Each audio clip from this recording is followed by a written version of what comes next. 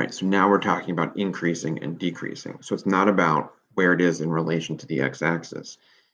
It's in terms of where is it increasing, where is it decreasing. So like where is it going up and where is it going down? So let's look at this. So an absolute value function, the reason why this is upside down is because we are subtracting the absolute value. So it's as if it's negative.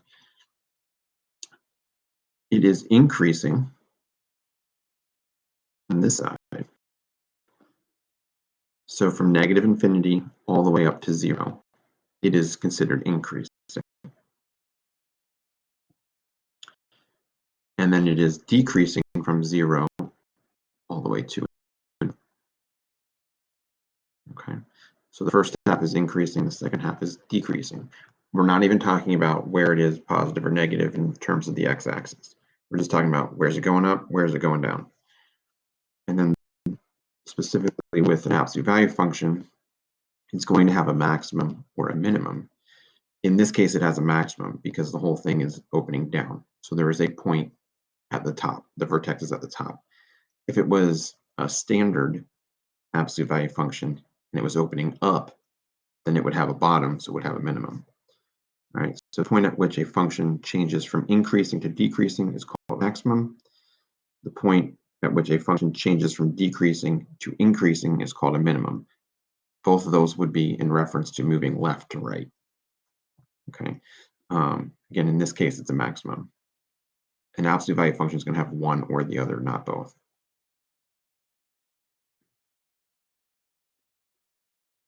Again, it's a you try it question, so you pause now, give it a try, and then hit play to see the answer.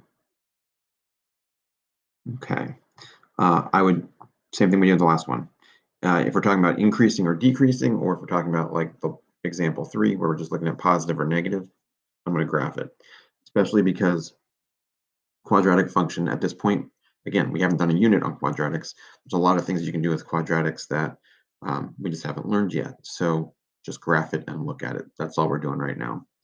So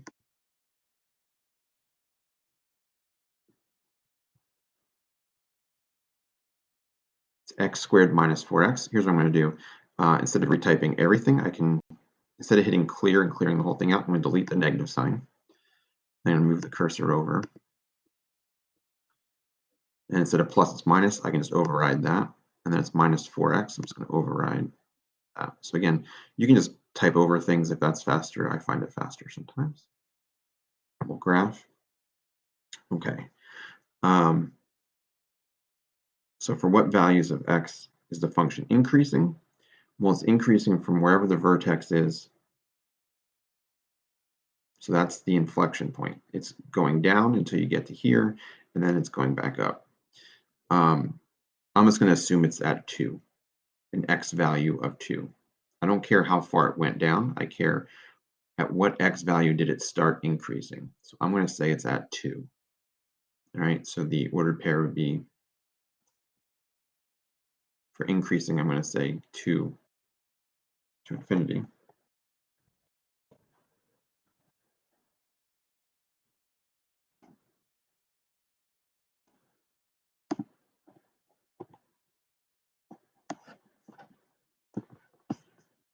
All right, so 2, comma,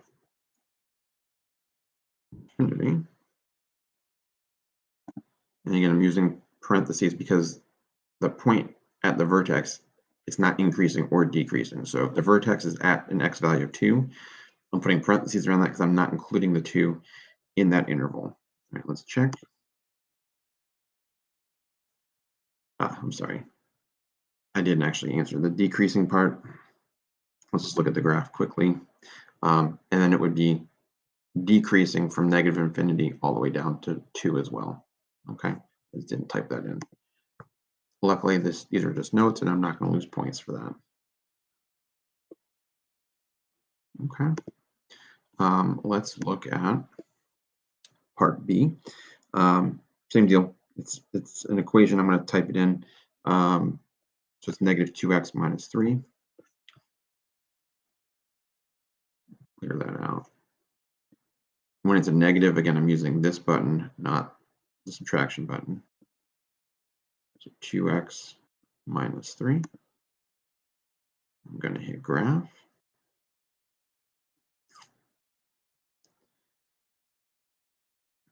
Okay.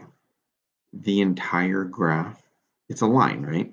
So lines are either going to be increasing the whole way, decreasing the whole way, or they are horizontal, which would be constant, or vertical, which would be neither. In this case, it's the slope is negative, so it's a decreasing. So for this one, I would say um,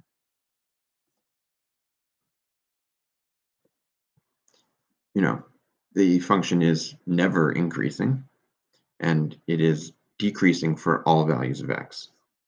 Okay, so let's say increasing. Well, that's what I'm a math teacher.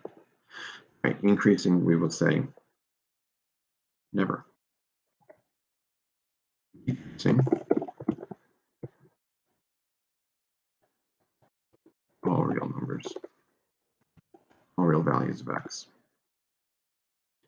So yeah, the interval would be negative infinity to infinity if you want to say all real numbers, if you want to use interval notation. All right, but all real numbers means the same thing. Okay.